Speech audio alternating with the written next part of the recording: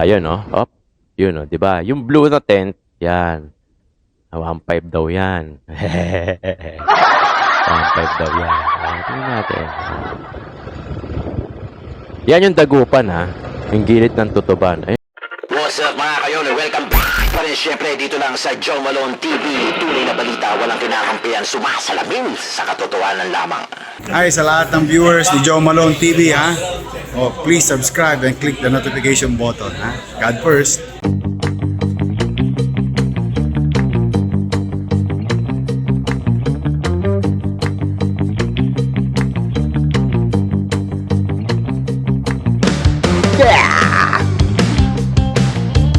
Come on, come on, come on, come on, come on, come on. Come on, come on, come on, come on, come on, come on, come on, come on, come on, malamig, come on.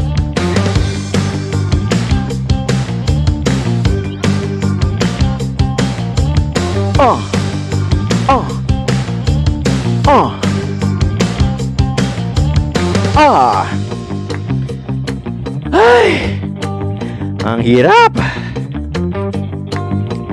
Magandang araw. Oh yeah. Come on.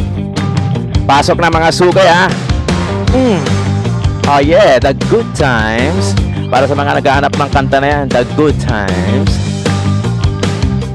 2 minutong good times.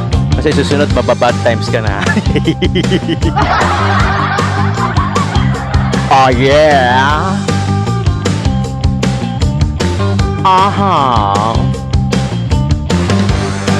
yeah.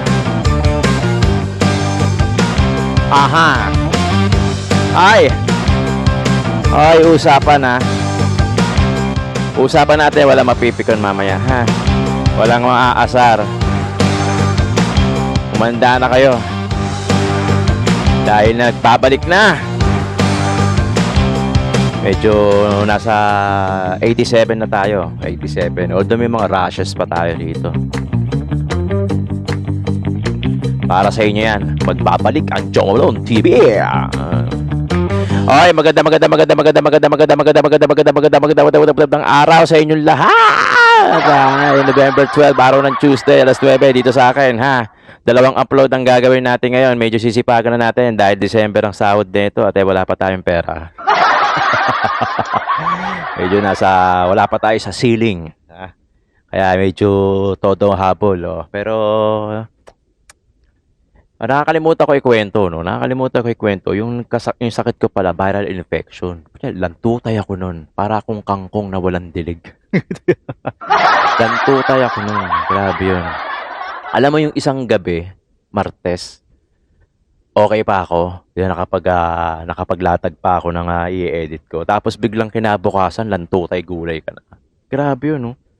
Grabe yung viral infection na yun. Talagang ultimo yung Gatorade, hindi ko mabuksan.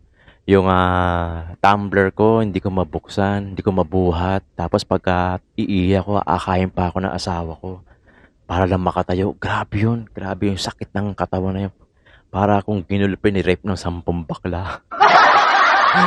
Shoutout sa lahat ng mga viewers natin abroad, yung mga Iskonians natin. Uy, thank you so much ha. Yung mga nagpadala, si Ronald nagpadala to. Akala mo, hindi ko na matatandaan yung pangalan mo. Ronald, thank you ha. Yung mga Gcash donors natin, maraming salamat. Yun, kinain na ng Gcash. Dahil nakasubscribe tayo doon sa Blue Badge doon sa, sa channel natin. Kaya yun, kinain na. Tapos maraming salamat sa mga viewers natin nandito sa Pilipinas, mga Luzon, Visayas, Mindanao, mga Iskonians natin dyan. Shoutout sa inyo. Maraming salamat. Major sponsors natin sa ibabaw, syempre. Yung mga nag-donate netong ating sound card, si Sarah Christian at si Ma'am Sophia ng Singapore. Syempre from Davao yan. Davao with love. Nasa Singapore sila ngayon Maraming salamat yung mga nagdo-donate, yung mga Gcash donors natin. Thank you so much. At ngayong araw na to, nga pala, kung bago ka sa channel ko, huwag mong kalimutan mag-subscribe. Click mo na yung notification bell para lagi kang updated sa mga videos natin na upload araw-araw. Tapos, ano ba? Like and share naman. No? Tapos pagka may sobrang oras ka, i-play mo lang lahat ng mga videos natin. Tapos huwag ka lang skip ng ads. Pagka may ads, timpla ka na lang ng kape, luto ka na lang, hugas ka na lang ng ng kamay. O, eto na ha. Pag-uusapan natin itong ano ba to? Diyos ko, grabe. Pag-usapan natin itong, may mga nag-iilang kasing nagbalita sa akin na yun nga, sa Divisoria, nagkakaroon na ng mga latag-latag na mga vendor-vendor. Yan, so medyo ano na sila, parang introduction, nagpe-preamble na. So meron na silang mga latag-latag na onte. So susunod na yan, makikita mo na, nakasulputan na yan, parang kaputi. O, yun na, may mga lumalapit din sa amin. Nung kaming dalawa ni Kalsada TV, Batman and Robin nga kami ng ng tondo ng kalsada. Kaya talagang lamang kami ng kalsada. Nagkataon lang na nagkasakit ako. Kaya nagugulat ako, may mga latag-latag na. Ayan. O, yan na, may mga latag-latag na. Konti na lang magsisimula ng magtinda yan kasi magdi-December na. So, sa Dagupan, in particular, Dagupan going recto, may mga lakalatag-latag na. May mga tent pa. Color blue pa. Ha? Color blue pa. Talagang aling-sunod sa mga kulay-kulay, no? Alam mo ba, mayroon pa lumapit sa amin ni Kalsada. Sabi, naghahanap daw sila ng vlogger. Di ba? Nakwento ko na sa inyo to eh. Sabi pa nga sa akin name your price. Puchang, sarap nun, name your price. Di ba? Sarap nun. Yung ganon, sasabihin sa'yo, sige, vlog ka, bili mo, gusto mo na yung gagawin mo, tapos magdadrop ka pa ng price mo, name your price pa. Di ba? Ayun, lumapit sa amin. Sabi sa akin, name your price. Kakausapin daw niya yung boss niya. Siyempre, di ko naman madidisclose yung pangalan. Siyempre. Pero, ibig sabihin, willing silang magbayad. Diba? Ganun sila ka-willing magbayad para meron lang mag-vlog doon. Diba? Diba? Kung matatandaan nyo, ng panahon ni Yorme Isko Moreno kasi nilinis yung Divisoria. Pak, yung mga mabuhay lane, merong mga, lagi ko sinasabi to, merong mga lugar na non-negotiable. Merong mga lugar na pwede, na may usapan na pwede magtinda. So, hindi naman lahat bawal, di ba? Sa panahon ni Yorme, hindi naman lahat bawal. At hindi naman din lahat pwede. Diba? Ganun si Yorme Isko Moreno eh. Pagka pwede. Pagka bawal, ay walang usapan. Negotiable yan. Ngayon, parang siguro, nilatag na inayos nila yung papeles, nilatag nila yung kinausap nila yung mga dapat kausapin, hanggang sa nakapaglatag na nga. Ito, panoorin natin, ha? Ito ay pinasa lang sa akin. Panoorin natin to. Ayun, no? Op. Yun, no? Diba? Yung blue na tent, yan. 1.5 daw yan. 1.5 daw yan. Tingnan natin. Yan yung Dagupan, ha?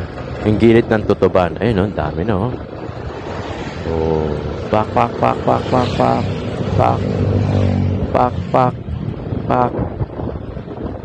Ay, dami. Hanggang recto.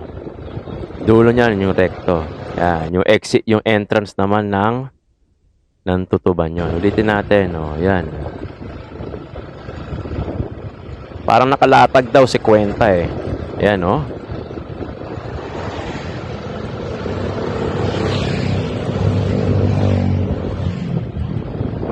Mantakin mo yun, no?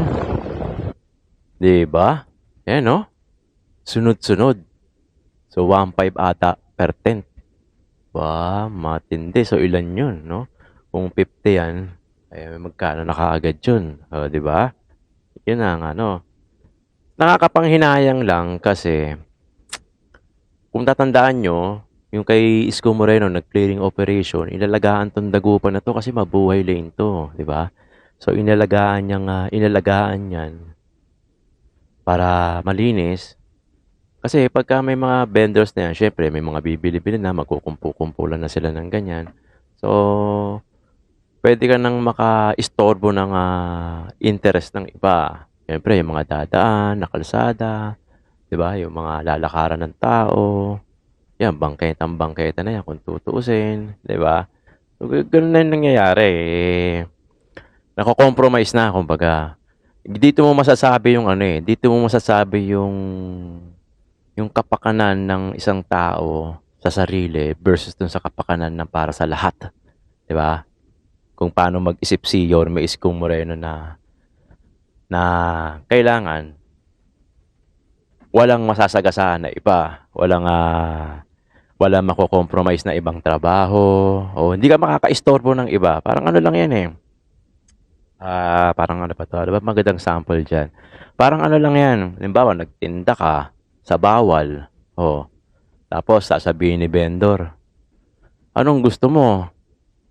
Magnakaw kami." Oh, 'di ba, which is mali din. Pero 'pag nagtinda ka sa bawal, mali din naman, 'di ba? Ang sinasabi nga namin diyan sa clearing operation, pwede maghanap buhay, pero ilagay sa tama. Pwede naman 'yun, eh, 'di ba? Pwede naman na naghahanap buhay ka pero wala kang nasasagasaan.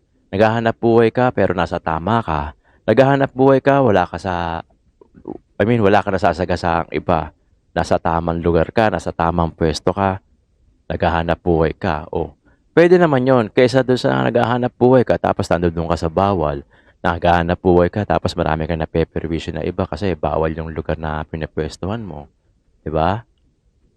Kung pagbibigyan mo kasi lahat ng vendor na gustong magtinda sa Divisoria, puno 'yan, puno 'yan. Maniwala kayo sa'kin, puno 'yan.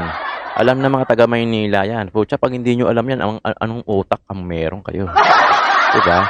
Kung pagbibigyan mo lahat ng vendor na gustong makapagtinda sa Divisoria dahil maraming gustong magtinda sa Divisoria dahil maraming tao sa Divisoria. In short, gano'n ka ano.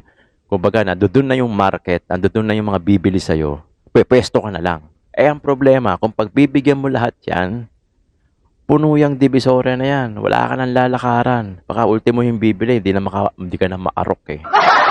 Sa sobrang dami ng gustong magbenta, sa sobrang dami ng gustong mag-vendor, 'di ba? Gano'n 'yon. Oh, kaya nga ang role ni Yorme no'n, eh, i-priority yung Maynila, ang dapat makinabang yung taga Maynila. Iwa-pause lang natin dito. Ayan, ang dami, oh. Hanggang dulo na 'yan. Ayan yung payong, oh, 'di ba? Ayun yung tent, oh. Sabi ng ating, source, hindi ko alam kung totoo, pero sabi sa atin na 1.5 daw ang bayad. Kung totoo ngang 1.5 ang bayad, eh, magkano 'yun, 'di ba? Yaman naman 'yan. So, 'yan ang nangyayari. So, nagbabalikan na sila ngayon. Siyempre magde-December na, eh, 'no? Magde-December na, siyempre parang night market muna 'yan. Night market muna hanggang sa next year hindi na sila aalisin, tuloy-tuloy na pala, 'di ba? So, gano'n ang, nangyayari ngayon. Latest 'to, latest 'to mga kayon. Latest 'to, latest. Pero wala pang mga tinda, eh, kasi feeling ko kulang pa, eh. Kumbaga hindi nakalatag na yung mga tent pero hindi pa sila nagtitinda. So, kumbaga siyempre ano nga, eh, latest nga, eh. Sa sobrang latest, tent muna. Oh, tapos susunod na diyan ano na, yung mga may tao na, may tinda na, ayan na, gano'n. Gano'n na. Gano'n na ang next diyan. Tapos, hanggang sa traffic na, asahan mo na yung traffic ulit sa Divisoria. Yan na 'yun, yan na ang simula, 'di ba? Hanggang next year na 'yan. Hanggang next year na 'yan. Eh, yan ang maliwanag pa sa buwan na talagang bumalik na sa dati ang Divisoria, 'di ba? Parang, panahon ni ERAP, ganyan. Actually, konti pa nga 'yan, eh. Yung iba diyan punong-puno noon, 'di ba? Ang problema kasi diyan, ang kumikita diyan yung mga organizer, sila Eddie at Patty, 'di ba? Hindi Manila City Hall ang kumikita. Sila Eddie, Patty ang, nakikinabang. Ang unang nakikinabang diyan talaga sila. Imagine mo, halimbawa lang, sige, ano lang 'to, hindi totoo kunyari, o 1.5, 'di ba? O 1.5 per tent. 50 pa lang muna ngayon na nakalata ko, ilan na kaagad 'yun? Sabihin na natin sa 1,000, sa 50, magkano na kaagad, 'di ba? 'Di ba? Magkano na kaagad 'yun? Kung sasagarin nila hanggang sa rekto, gagawin nila yung gaya ng dati na puno. 'Di ba? Gano'n kadami. Paano na? Paano na yung daanan? Na-compromise na, 'di ba? Yun yung sinasabi natin na hindi lahat pupuwede, 'di ba? Yung mga vendor na gusto magtinda, alam ko gusto niyang mabuhay. Wala namang problema ron, 'di ba? Gusto niyang mabuhay, o gusto niyang magnegosyo, 'di ba? Pero hindi nga lahat kayo kayang pagbigyan, eh. Kasi alam niyo naman, 'di ba, napagbigyan na gaya ng ginawa gaya ng mga previous mayor noon, yung kay ERAP, sobrang dami nagtinda, lahat pinagbigyan. Oh, halos walang madaanan, oh. Kayo tuwang-tuwa kayo kasi ang dami niyong tinda, kasi nakapagtinda kayo, ang dami niyong vendors diyan. Pero yung mga ibang dadaan, 'di ba? Yung mga jeep hindi na makapasok. Oh, kasi kayo, yung karamihan sa inyo, hindi ko naman nilalahat, ang iniisip niyo lang pangsariling kapakanan, 'di ba? Ang iniisip ni Yorme Isko Moreno pangkalahatan. Yun yung difference, eh. Yun yung difference ng usap yung ng thinking o yung isang mindset ng isang ang gusto niya kumita siya, mataguyod niya yung pamilya niya compared dun sa ang gusto ng isa na pangkalahatan, 'di ba? Na pwede kang magtinda pero hindi ka nakakasagabal, 'di ba? Pero 'pag ginawa mo yung gano'ng klaseng disiplina, siyempre hindi lahat mapagbibigyan, 'di ba? Hindi lahat, magkakaroon. May mawawalan, pasensyahan na lang kung sino man yung mawawalan. 'Wag sasama ang ugali niyo kasi it's a part of a discipline, 'di ba? Hindi lahat talaga mapagbibigyan, gawa ng, 'pag pinagbigyan mo 'yan punong-puno ulit ang Divisoria, paano na? Saan nadadaan ulit yung mga jeep, 'di ba? Iikot na naman sila sa Abad Santos. So yung mga nakatira sa Asuncion, hindi na sila makakadiretso, bababa sila ng Abad Santos, maglalakad sila hanggang Asuncion. Gaano kalayo 'yun, 'di ba? Kaya, ay nako, eto na, nagbabalik na ulit ang, Divisoria sa dating mukha, 'no? So in short, nasayang lang ang, pinaghirapan ni Yorme Isko Moreno, nasayang lang yung pagod at hirap naming mga vlogger sa pag-cover ng clearing operation na kung saan mine-maintain yung, cleanliness ng, mga mabuhay lane na hindi makabalik yung mga vendor, 'di ba? So sana do'n sa mga vendor, huwag kayong magagalit na porket, wala kayong puwesto. Tapos ngayon, ang ganti niyo ngayon, parang gaganti kayo ngayon na, "Hoy, makakapagpuwesto kami ngayon, hindi na namin boboto si Isko para habang buhay kami rito." 'Di ba? Ang isip pangsarili, dapat hindi gano'n. Dapat ang isip pangkalahatan. Matuto na tayo Manileño, 'di ba? Kasi balang araw pagka ganyan ng ganyan, baka hindi na rin puntahan ng Maynila sa sobrang traffic, sa sobrang congested ng saturated ng mga sasakyan diyan. Baka hindi na rin kayo puntahan. Ang mabibili na lang sa inyo, mga kayo-kayo na lang. Wala nang dadayo, 'di ba? Kasi wala na, eh. Pupuntahan kayo, sobrang traffic, wala namang maparkan diyan. Oh, 'di ba? Eh, di kayo-kayo na lang ang magbibilihan diyan, 'di ba? Sa inyo ang habol niyo kumita kayo, pangsarili, 'di ba? Hindi gaya ni Yorme Isko Moreno na pangkalahatan, 'di ba? Gano'n yung thinking ng isang taong pangmakasarili na ang iniisip lang kumita, doon sa thinking ng isang tao na ni Yorme Isko Moreno na ang gusto pangkalahatan, 'di ba? So sayang ang pagod ni Yorme, sayang din ang pagod naming mga vlogger na kinover-cover pa namin 'yan. Oo, kumita naman kami noon. Nagastos na naman yung mga kumita, pero siyempre hindi mo naman din matatawaran yung pagod namin nun. Yung kinita namin nun, pinaghirapan din naman namin. Sumampa naman din kami sa truck, araw-araw din naman kami umaalis, pawisan din naman kami, 'di ba? Kaya wag sana isumbat na vlogger malaking kinikita. Bakit? Pinaghirapan din naman namin yun. Sumampa din kami naman sa truck. Ang hirap kaya sumampa sa truck. Kasi pag nalaglag ka, hindi ka naman sagutin ng engineering department o ng DPS, 'di ba? Hindi ka naman nila sagutin. So, hila mo, buntot mo, parang gano'n. Wala namang usapan do'n na pag nalaglag ka, covered ka ng health insurance. Wala naman, eh. So, hazard din 'yun para sa amin, 'no? Sasampakan ng truck lalo na sa mga babae. Sasampa ng truck, pagka mababa yung truck, okay lang. Pagka mataas yung truck, ang hirap nun. Tas tatalong ka, mabalian ka ng buto, o hospital ka ngayon, sarili mong gastos. So, pinaghirapan din namin yung kinikita namin. Kung sinasabi niyo malaki kinikita namin mga vlogger, pinaghirapan din naman namin yun kasi hazard din naman yung ginagawa namin, di ba? Buti nga kayo, nasa office. O yung iba, nanonood, nagnenegosyo, di ba?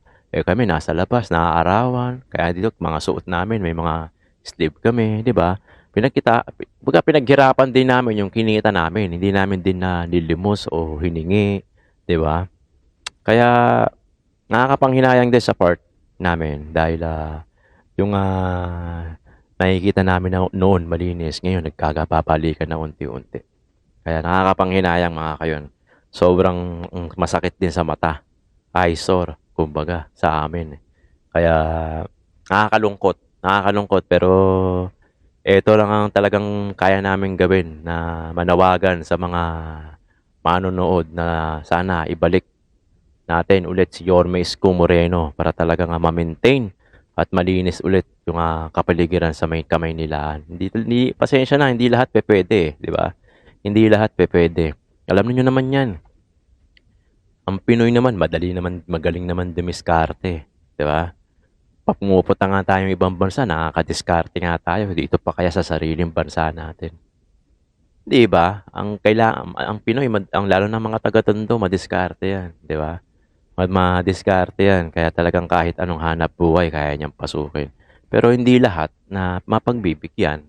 Sorry na lang doon sa mga iba na hindi mapagbibigyan ng pwesto. Di ba? Ganun talaga. Part ng disiplina yun, yung mga ganong klase. Di ba mga pamangkin, mga pamangkin, mga kayon, paano yan? Nagkaabali ka na, hindi bisora, please comment down below. Attendance check tayo, attendance check. Sa comment section, watching from, yan, attendance check tayo, attendance check, mga kayon.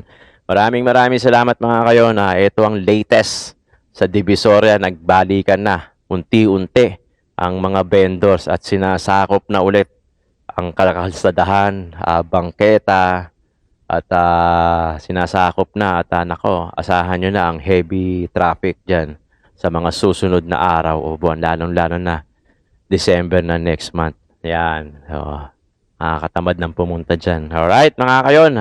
Maraming salamat sa pagtutok at pagsubaybay sa Joe Malone TV. Ito ang ating latest na balita.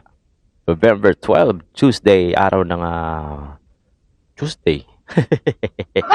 Maraming salamat mga kayon. Tunay na balita, walang kinakampihan, sumasalamin sa katotohanan lamang. God first.